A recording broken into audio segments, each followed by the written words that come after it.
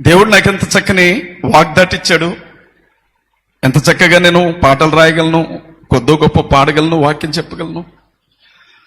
నేను కూడా బైబిల్ గ్రంథంలో ఉండే మాటలు చెప్పి 4 రూపాయలు సంపాదించుకుంటే, ఈ రోజు నా భార్య 2 బిడ్డలను పట్టుకొని రోడ్డు మీదకి వచ్చి జైలు అధికారుల ముందు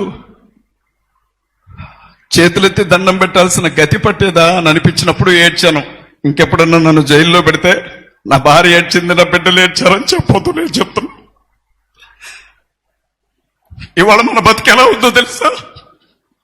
ఇవాళ మనం అన్యాయం జరిగినా అన్యాయం అని చెప్పకూడదు, బైబిల్ గ్రంథాన్ని తగలబెట్టినా అన్యాయం అనకూడదు, యేసుక్రీస్తు ప్రభువును నోటుకొచ్చినట్లుగా తిట్టినా లంజా కొడక అన్నా మనం ఇదేం అన్యాయం అని అడగకూడదు. చర్చిలోనికి వచ్చి ఎవరైనా మనల్ని పట్టుకొని కొట్టినా ఇది అన్యాయం అని అడగకూడదు.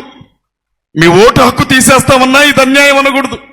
మరీని పట్టుకొని బిచ్ అని పిలుస్తున్నా మనం ఇది అన్యాయం అనకూడదు. మన వాళ్ళని నడు రోడ్డు మీద నగ్నంగా ఊరేగించినా ఇది ఎక్కడి న్యాయం అని మనం అనకూడదు.